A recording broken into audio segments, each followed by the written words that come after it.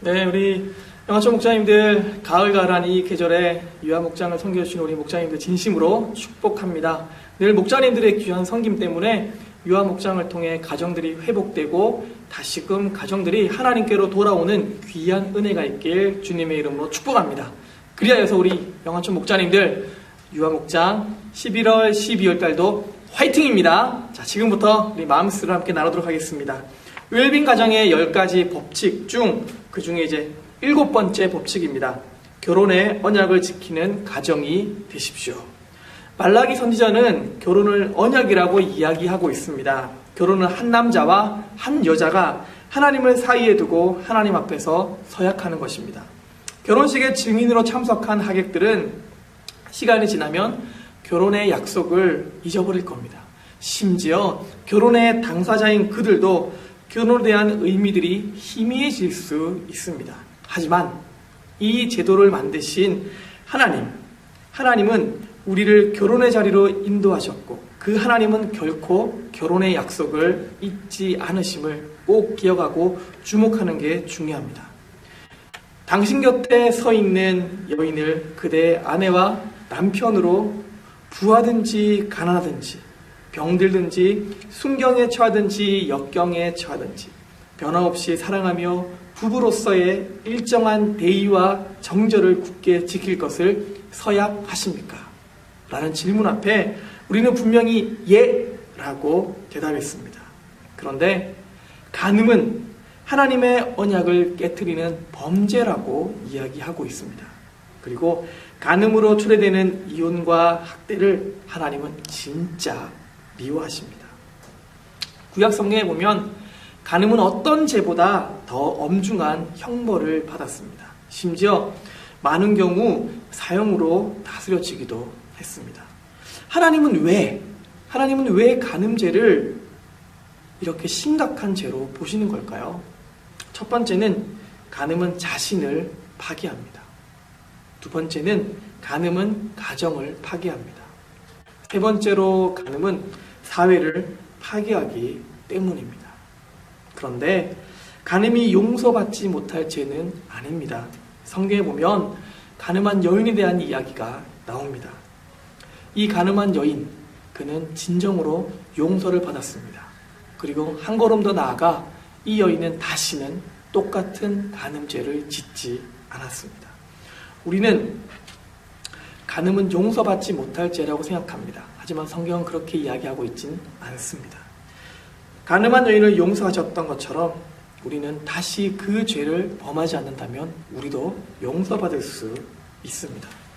그렇다면 간음으로부터 나를 지킬 수 있는 건 무엇일까요? 오늘 이 웰빙 가정 10가지 법칙에서 말하고 있는 하나의 중요한 지킬 수 있는 방법, 그건 바로 피하라는 겁니다. 무조건 피하라고 이야기합니다. 성경에 보면 요셉에 대한 이야기가 나옵니다. 요셉, 그도 피했습니다. 꼭 기억하십시오. 간음을 피할 수 있는 제일 첫 번째는 바로 그 자리를 피하는 것임을 기억하시길 바랍니다. 그 자리에서 내가 그래 한번 나를 시험해 봐야지 라며 그 자리에 서 있는 것, 그것만큼 어리석은 모습은 없을 것입니다. 또한 이 결혼의 언약을 잘 지키기 위해서는 부부가 서로 더 친밀함을 누리는 게 정말 필요합니다.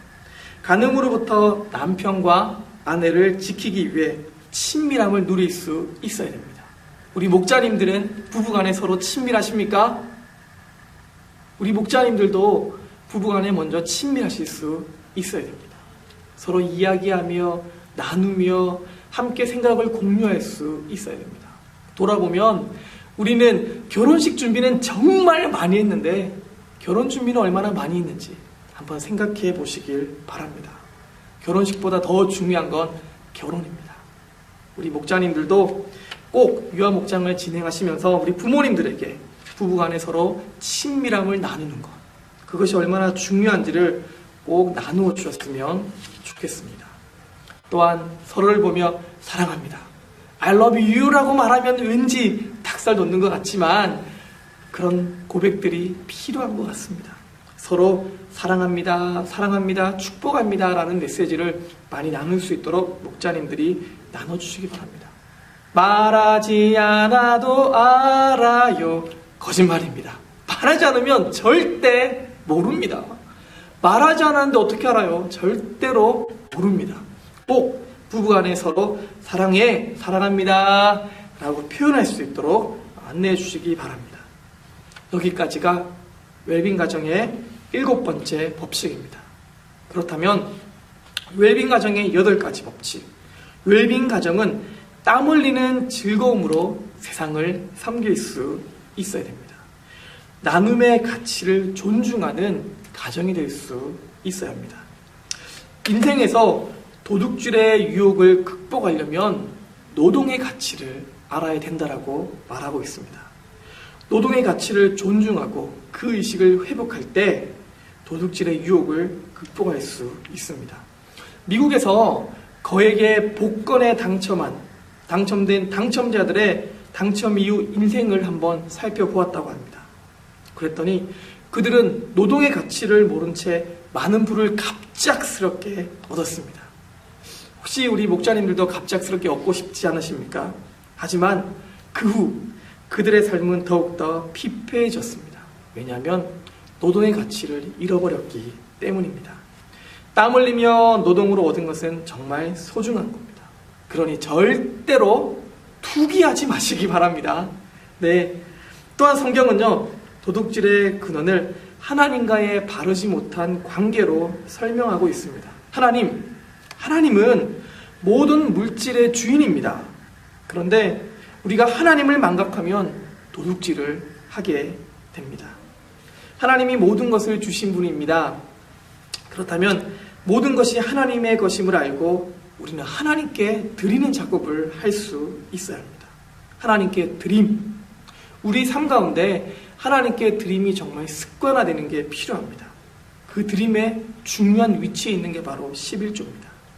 11조를 드리면서 물질로에서의 진정한 자유를 경험해 보시면 어떨까요? 목자님, 꼭 하나님께 11조를 드려보시기 바랍니다. 하나님의 것임을 인정해 보시기 바랍니다. 모든 물질의 주인은 하나님입니다. 또한 우리는 하나님께 드림, 이 삶과 더불어 또 하나는 이웃에게 내 것을 나눌 수 있어야 됩니다. 이웃에게 내 것을 아까워하는 모습이 아니라 내 것을 나누어 줄 수 있는 믿음, 그 마음 우리에게 필요하지 않을까요? 작은 것도 괜찮습니다. 그 작은 것 하나를 나눔을 통해 내 이웃에게 나눔을 실천해 보십시오. 내 이웃을 그렇게 사랑한다면 내 이웃의 것을 탐내지 않을 것입니다. 중단했던 도둑질은 상황에 따라 다시 재기될 수 있습니다. 오히려 도둑질하던 이 손으로 수고하고 일하고 땀의 결실을 맺으며 내 이웃에게 작은 것으로도 나누기 시작한다면 우리는 나누는 삶, 축복의 삶을 살아갈 수 있습니다. 그 삶을 하나님이 축복해 주실 겁니다. 사랑의 나눔이 있는 곳에 하나님께서 계십니다. 사랑의 나눔이 있는 곳에 이어가시길 바랍니다. 웰빙 가정은 거룩한 진리의 소리로 세상에 희망을 던집니다. 9법칙, 진실을 말하는 가정이 되십시오. 책에 보면 굉장히 재미난 예화가 하나 나옵니다. 네덜란드 사람으로 나치 독일의 치하에서 수감 생활을 하고 추록하여 전 세계 사람들에게 영향을 미친 코리 텐 붐 여사에 대한 이야기가 있습니다. 그가 쓴 주는 나의 피난처에서 독일이 네덜란드를 점령하고 모든 유대인들을 체포하기 위해 코리의 아버지와 세 딸은 그리스도인의 양심에 따라 집안에 비밀의 방을 만들고 쫓겨다니는 유대인들을 숨겨주는 모험을 했습니다. 그때 코리의 세 자매는 독일 게슈타포 비밀경찰이 들이닥쳐 유대인이 어디 있느냐? 라는 물음 앞에 세 자매는 각각 다른 입장을 갖게 되었습니다.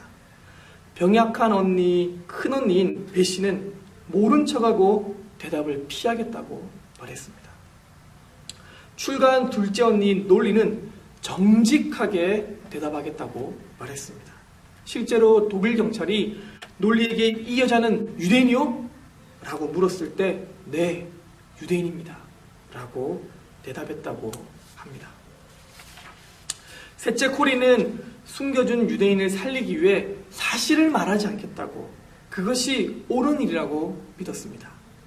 결국 이웃을 해치지 않고 유익하게 하기 위한 것이라면 어떤 말도 거짓말이 아니라고 생각했습니다. 그러나 코리는 그렇게 믿고 있다가 나중에 탈로가 나 체포되고 감옥에 갇혔습니다. 누구의 입장이 맞을까요? 첫째, 둘째, 셋째, 누구의 입장이 맞을까요? 예수님은 거짓의 근원은 마귀라고 말하고 있습니다. 거짓의 아비는 마귀입니다. 마귀는 하나님께서 반드시 죽으리라고 말씀하셨는데 마귀는 진짜 죽을까? 라고 도리어 반문합니다. 마귀가 첫사람에게 한 것이 바로 거짓말입니다.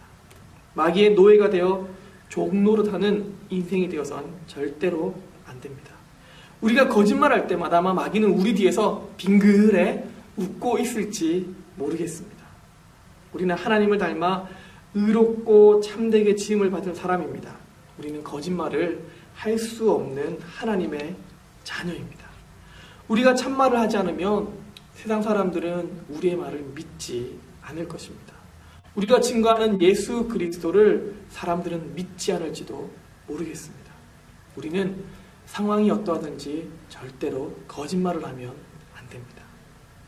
서두에 말씀드린 코리 템붐 여사는 거짓말이 탄로나서 유대인들이 도리어 감옥에 갇히고 말았습니다. 하지만 둘째 여인은 유대인이라고 말했습니다. 네, 저 여자가 바로 유대인 여인입니다 라고 이야기했습니다. 그런데 잡혀간 유대인들은 갑작스러운 상황으로 인해 모두 구출되고 말았습니다. 중요한 것은 바르게 살려는 동기입니다. 그리고 바르게 살기 위해 치열한 고민이 필요합니다. 치열한 고민을 해보신 적이 있으십니까? 우리의 삶 가운데서 우리는 바르게 살기 위해 진짜 치열한 고민을 할 수 있어야 됩니다. 거짓말, 선의의 거짓말은 없습니다. 성경은 이야기하고 있습니다. 거짓말은 하지 않아야 된다.